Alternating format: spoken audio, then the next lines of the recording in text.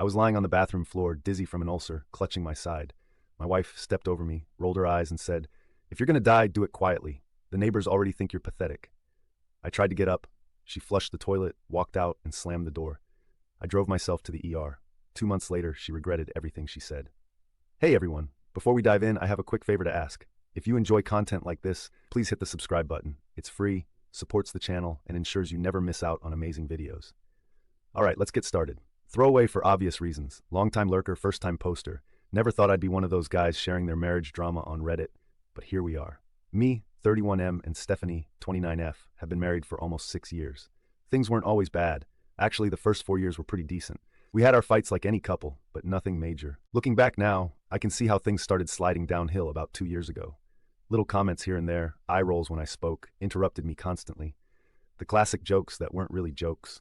I kept telling myself it was just a phase. We were both stressed with life stuff. The economy's been garbage.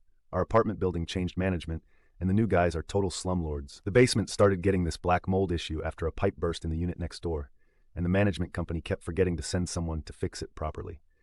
So yesterday, Stephanie says the basement smell is getting worse and asked me to go clean the mold again. Third time this month, BTW. No big deal, right? Just normal husband stuff. I grab my mask and gloves from the closet since that black stuff is nasty. Head down there with bleach and brushes and get to work. The basement in our building is like something out of a horror movie.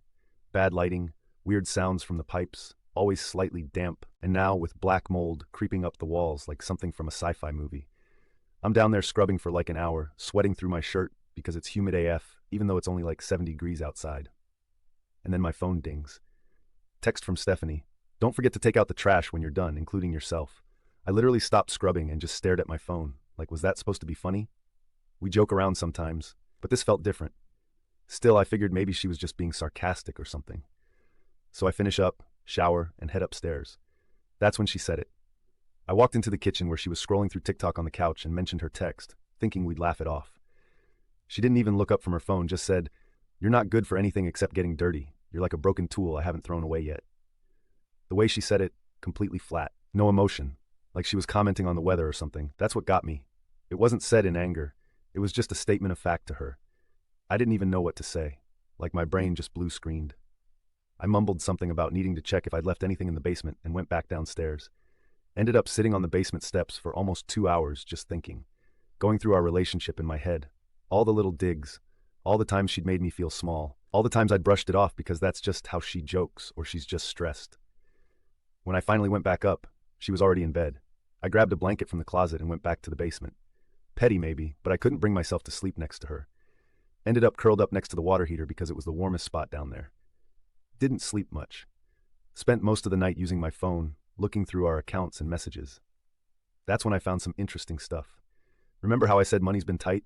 Turns out Stephanie's been hiding money. We have a joint account, but I discovered she'd opened a separate account almost a year ago. Been transferring small amounts. Not enough for me to notice when I glanced at our statements, but enough to add up to almost $7,000 over time. There were also messages with her friend Lindsay about how she was so done with me and just waiting for the right time to have the talk. Messages from 3 months ago. By 5 a.m., I'd made my decision.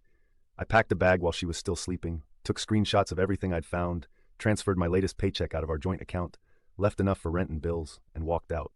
Called my buddy Tristan, who agreed to let me crash at his place for a bit. Didn't tell anyone else where I was going. Turned off location sharing on my phone. Just disappeared. Stephanie woke up around 7:30 based on when the text started flooding in. 7:34 a.m. Where are you? Knox, hello. 8:12 a.m. This isn't funny. Where did you go? Mem. Are you seriously this childish? Sleeping in the basement wasn't enough drama for you. 9:15 a.m. Your boss called, said you called in sick. Where the hell are you? 10:23 a.m. Please just tell me you're okay. 11:47 a.m. I'm sorry about what I said. I was just stressed. Please come home. I ignored all of them. Let her stew in it. By afternoon, she was calling my friends. Most of them played dumb because they're good bros. She even called my mom, who thankfully respected my wishes when I told her not to tell Stephanie anything except that I was safe. It's been 24 hours now. I've talked to a lawyer virtually and started making plans. The way I see it, she's been plotting her exit strategy for months, squirreling away cash, emotionally checking out, treating me like garbage. Well, if I'm trash, then I'm taking myself out and taking everything else with me. I've documented the separate account, the messages, the pattern of emotional abuse. The lawyer says I've got a solid case for a favorable divorce settlement in our state. And just about an hour ago, she showed up at Tristan's door. Don't know how she found me. Probably through process of elimination since I wasn't answering my phone. She was crying, makeup all streaked down her face, begging me to come out and talk. I watched through the peephole as Tristan told her I wasn't there. The look on her face, part of me felt a twinge of something. Pity. Regret. But then I remembered sitting in that moldy basement, scrubbing walls while she texted me to take myself out with the trash.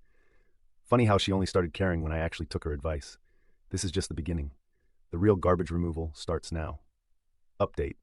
It's been 2 weeks since my last post. 2 weeks of radio silence from my end towards Stephanie, not you guys.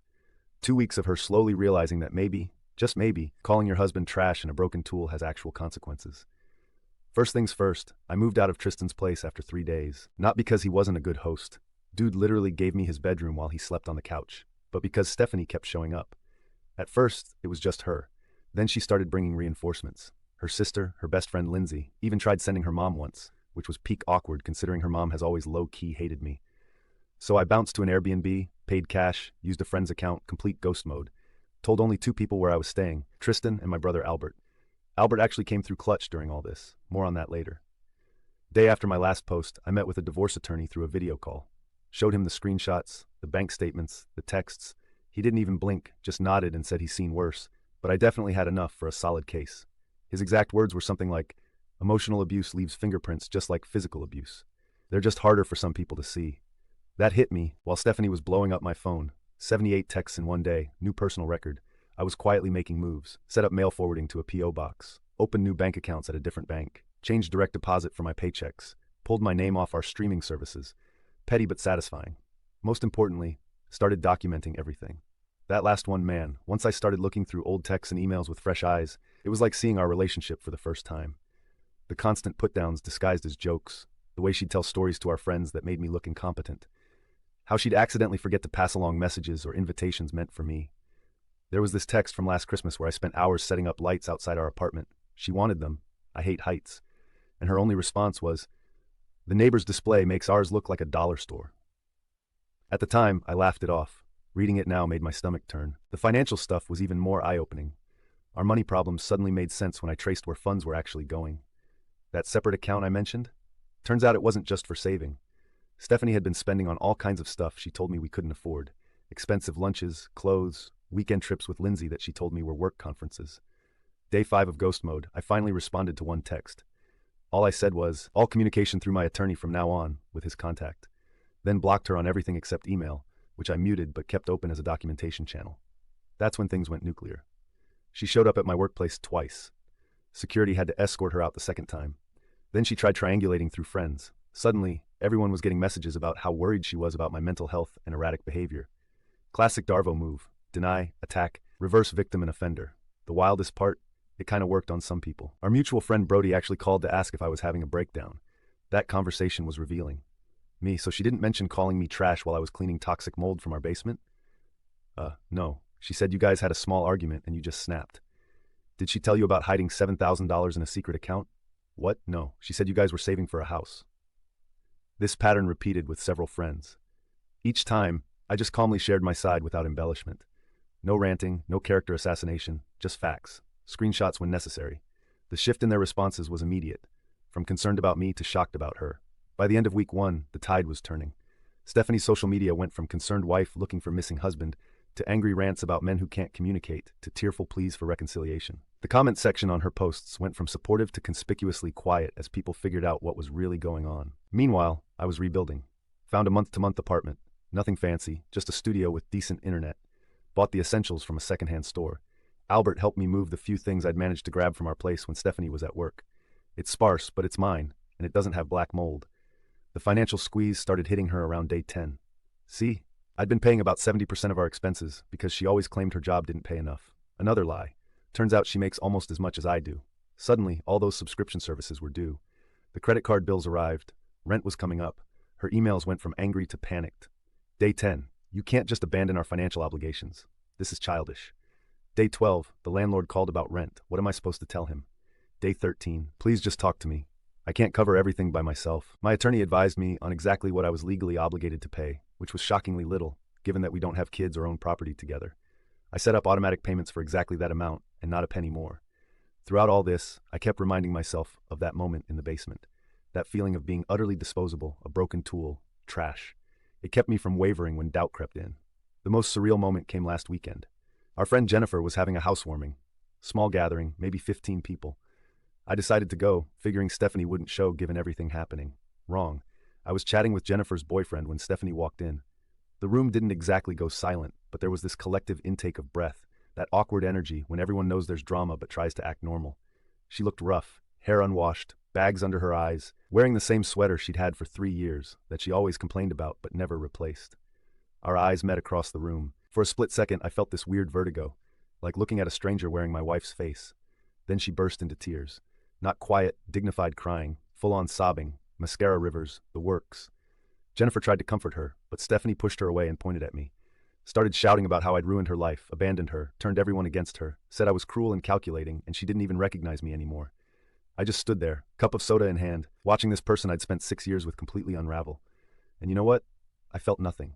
Not satisfaction, not anger, not even pity. Just emptiness, like watching a storm through a window from a safe, dry place. Eventually, Jennifer's boyfriend and another guy gently escorted her outside.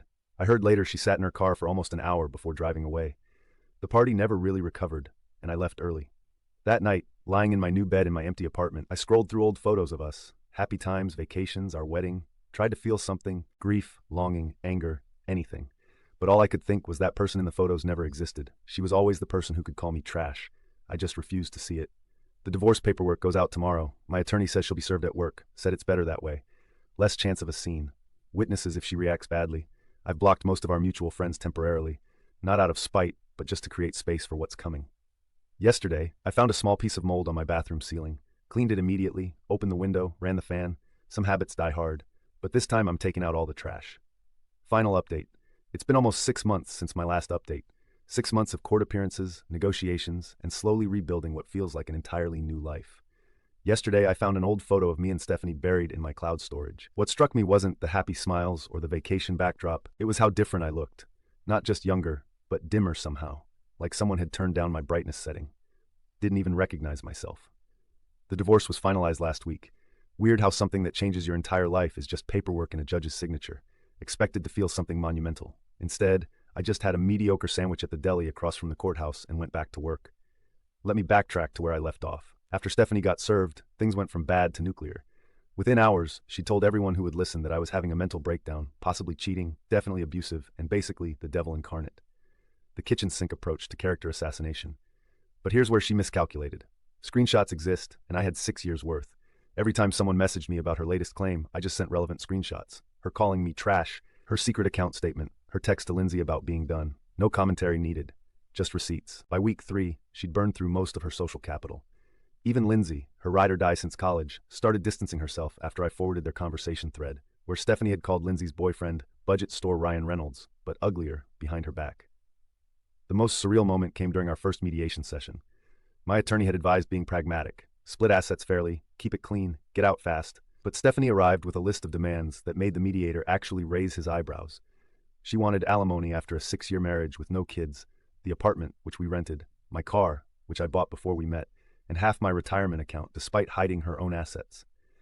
When the mediator asked about the separate account she'd been maintaining, she froze, then claimed it was savings for our anniversary trip. My attorney silently slid across the screenshots of her texts to Lindsay about using that money for post-Knox life.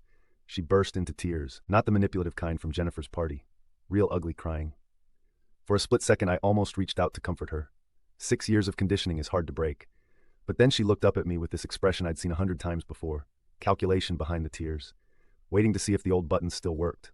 They didn't. The settlement was finalized 2 months later. Standard division of assets, no alimony. I kept my retirement intact after proving her financial deception. She kept her secret account. We split the furniture. Done. Meanwhile, I was slowly rebuilding. Found a decent 1-bedroom in a different neighborhood. Nothing fancy, but it has huge windows and no mold issues. Started therapy. Shout out to BetterHelp. Having sessions while sitting in my car on lunch break was a game changer. Reconnected with friends I'd lost touch with during my marriage. Small victories became my new normal. Cooking actual meals instead of just microwave stuff, buying plants and keeping them alive, setting up my place exactly how I wanted it, using all the hot water without anyone complaining, leaving dishes in the sink overnight because sometimes you're just tired. You know, work has been a mixed bag. Had to use too many personal days for court stuff, which led to some awkward conversations with my boss, but landed a small promotion last month. Nothing life-changing, but enough for some breathing room in the budget. The social fallout has been the weirdest part. Friend groups splintered into Team Knox and Team Stephanie, with a few brave souls trying to maintain neutrality. Holidays were awkward AF. Thanksgiving at Tristan's featured people carefully avoiding any mention of her, which somehow made her even more present. Albert, my brother, has been my rock through all this. He's the only one who ever straight up told me years ago that Stephanie was bad news. I didn't listen then. Should have. About 3 months after moving out, I tried dating again, downloaded the apps, created profiles, the whole depressing circus. Had a few coffee meets that went nowhere. One promising connection fizzled after 3 dates. Started to wonder if maybe I was the problem after all. Then I met Abigail at a friend's board game night. Nothing dramatic, just easy conversation about terrible movies and her job teaching high school art. No immediate sparks or rom-com moments, just comfort. We've been seeing each other for about 2 months now, taking it slow. She knows the Cliff Notes version of the Stephanie saga. Hasn't run screaming yet, which seems promising. The Stephanie situation came to its final crescendo last month. I was grocery shopping on a Sunday morning, headphones in, comparing cereal prices like the newly budget-conscious single guy I am, when I felt someone staring at me. Turned around and there she was, looking rough. Not in a satisfying revenge movie way, just genuinely unwell. Hair thrown in a messy bun, wearing what I recognized as her I've given up sweats, dark circles under her eyes, shopping cart containing nothing but frozen dinners, wine, and cat food. We never had a cat. She spotted me noticing her and froze. For a solid 30 seconds, we just stared at each other between the Cheerios and the store-brand flakes. Then she abandoned her cart and walked straight to me. What followed was the most surreal conversation of my life. Started with accusation. Why did I have to destroy her? Then bargaining. We could still fix this if I just talked to her. Then a confession that blindsided me. She'd been having an emotional affair with a guy from her office for 2 years. Nothing physical, she insisted, but they'd been connecting on a deep level. 2 years, right when things started changing between us. She claimed she'd ended it when I left. Realized what she'd done, how she'd treated me. Said the trash comment was because she was trying to push me away out of guilt, that she'd been punishing me for her own failures. I just stood there holding a box of off-brand Frosted Flakes, utterly unable to process what I was hearing. Part of me wanted to laugh, part wanted to scream. Most of me just wanted to finish my shopping and go home. I finally asked her why she was telling me this now, when everything was settled. Her answer knocked the wind out of me, because she'd bumped into Abigail and me at the movies last weekend and realized I was really moving on. That I looked happy, happier than I'd been with her. I hadn't even seen her there. Told her I was sorry things ended the way they did, that I hoped she'd find peace. Then I put the cereal in my cart and walked away. She called after me, voice cracking, asking if that's all I had to say after 6 years together. Turned back one last time and said, "You called me trash. I took myself out. Best decision I ever made." That was 3 weeks ago. Haven't heard from her since. Yesterday, I signed a 1-year lease on my apartment, hung pictures on the walls for the first time since moving in. Little things, but they matter. Abigail came over and helped, laughing at my complete inability to hang anything straight. We ordered pizza, watched a terrible sci-fi movie, fell asleep on the couch. This morning I woke up early, made coffee, stood at my window watching the sunrise, felt something I hadn't expected to feel again so soon. Peace. I'm not naive enough to think the Stephanie chapter is completely closed. Life isn't that tidy. But I'm no longer waiting for the other shoe to drop. No longer bracing for the next insult or emotional gut punch. Sometimes taking out the trash means taking yourself out of a toxic situation. Sometimes it means recognizing your own worth, and sometimes it means leaving behind the people who can't see it. Final edit. A year to the day after the basement incident, I ran into Lindsay at the coffee shop. She told me Stephanie moved back to her hometown last month. Apparently, living in the same city as me became too painful. Found myself hoping she finds whatever she's looking for there. Not for her sake, but for whoever comes after me. Some cycles need to end. Like today's story, a super thanks helps me keep bringing you the best daily content. Your support means I can keep doing what I love. Thanks for being awesome.